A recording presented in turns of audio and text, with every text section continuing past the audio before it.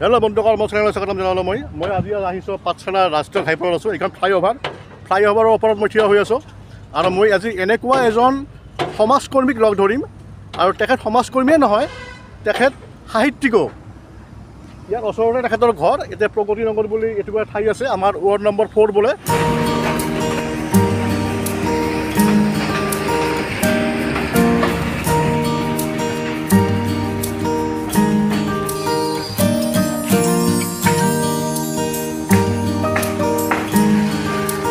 এখন দুখন বুলি নহয়, তেখেতে 17খন গ্ৰন্থ তেখেতে সম্পাদনা কৰিছে। আৰু মই হিমাংশু ৰাণা পাটগিৰি ছাৰৰ লগত মই অলপ কথা পাতিম। গতিকে আপোনালোকে শুনক। ছাৰে প্ৰবন্ধ, গল্প এইবিলাক লিখাৰ বাহিৰেও তেখেতে সাংবাদিকতাও কৰিছিল 2001 চনত।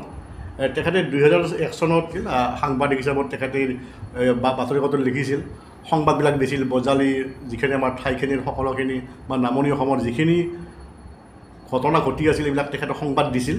আৰু তেখেতৰ এই বিষয়ে মই তেখেতৰ কথা পাতিম। ছাৰ, আপুনি কি ক'ব বিচাৰে? সেই সময়ত অতনু ভূঞা আছিলে সম্পাদক, ধীৰেন চক্ৰৱৰ্তী যোৱাৰ পিছত। তাৰপিছত মইতো আজিৰ বাতৰিত শিশু শিতানটোত প্ৰায় লিখিছিলোঁ, বুধবাৰে শিশু শিতানটোত। তাৰপিছত মোক সাংবাদিক হিচাপে নিযুক্তি দিলে। তাৰপিছত মই সাংবাদিক হিচাপে কিছুদিন কাম কৰিলোঁ। কাম কৰি চাকৰি বাকৰি পোৱা বা পৰিয়ালৰ বিভিন্ন কামৰ মাজত মই আৰু সেইটো বৃত্তি নল'লোঁ। তাৰ পৰা মই সম্পূৰ্ণ বাদ দি প্ৰবন্ধ লিখি থাকোঁ। মই এনেই লিখিছোঁ, পেপাৰত লিখিছোঁ প্ৰায় 88 মানৰ পৰাই লিখিছোঁ। তথাপিও 93ৰ পৰা মই বেছিকৈ লিখিছোঁ, পেপাৰত আটাইতকৈ বেছি লিখিছোঁ। 90ৰ দশকত অগ্ৰদূত, প্ৰতিদিন, স্বাধীন, তাৰপিছত আজিৰ অসম, ৰাধিকা মোহন ভাগৱতী থাকোঁতে আজিৰ অসমত মই খুব লিখিছোঁ। পেপাৰবিলাক আছে তাতে ধুনীয়াকৈ। মই কিতাপ আকাৰে এইবিলাক উলিয়াব পৰা নাই, এতিয়া উলিয়াম। অগ্ৰদূতত বিশেষকৈ ইণ্টাৰনেশ্যনেল পেজটো মই বেছিকৈ লিখিছিলোঁ, যেনে ইৰাক আক্ৰমণ, তাৰপিছত তোমাৰ আফগানিস্তানৰ ওপৰত এনেকুৱা ধৰণৰ প্ৰবন্ধবিলাক, ইণ্টাৰনেশ্যনেল প্ৰবন্ধবিলাক মই খুব বেছিকৈ লিখিছিলোঁ। প্ৰবন্ধ গৱেষণাৰো কিছুমান কামত আহিছে। 1990 চনত মই প্ৰথম চকাল কণ্ঠ বুলি এখন কবিতা পুথি প্ৰকাশ কৰিছিলোঁ, সেইটোৱে মোৰ ষ্টাৰ্ট। তাৰপিছত অনামিকা যুটীয়া সম্পাদক আছিলে, কবিতা দৰ্পণ আছিলে। তাৰপিছত কবিতা দৰ্পণখন মই নিজে কৰিছিলোঁ, জ্যোতিৰ্ময় যুটীয়াভাৱে কৰিছোঁ 1996 চনত। জীৱনী আৰু প্ৰবন্ধ এখন উলিয়াইছোঁ, জীৱনী আৰু প্ৰবন্ধখন ইয়াতে আছে। জীৱনী আৰু প্ৰবন্ধ, এইখন জীৱনী আৰু প্ৰবন্ধ, এইখন কৰিছোঁ 1997 চনত। 1999 চনত কৰিছোঁ মই এই জীৱনী গ্ৰন্থ এখন। আৰু মহাবাহু নামৰ এখন কবিতা পুথিও প্ৰকাশ কৰিছিলোঁ 1999 চনত। তাৰপিছত লোক সংস্কৃতি নামৰ এখন গ্ৰন্থ উলিয়াইছিলোঁ সম্পাদনা কৰি, এইখনো খুব চলিছিল সেই সময়ত আৰু শেষে হৈ গৈছে তাৰ কপি। তাৰপিছত অসম ছাত্ৰ সন্থাৰ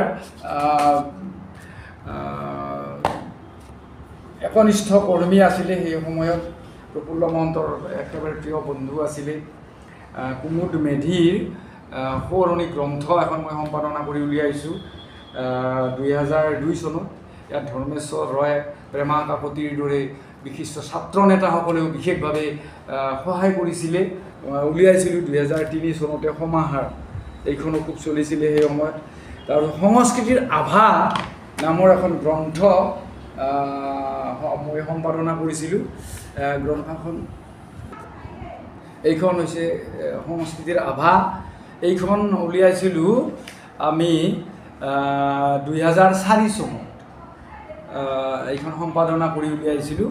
সভাপতি আছিলে স্বৰ্গীয় আমাৰ হৰবল্লভ ডেকা।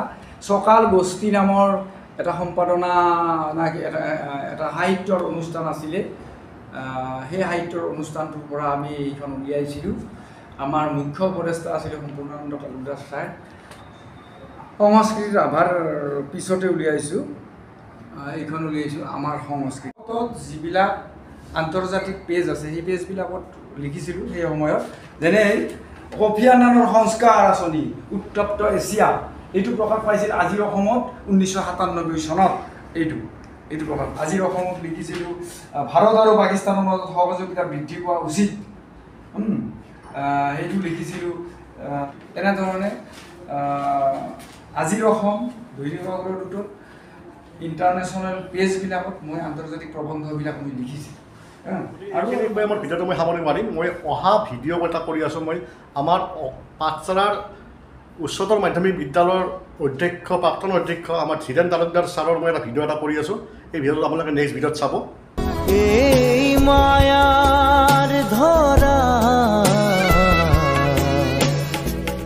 দুদিন মাথো থাকিবা তুমি, জীৱন গলে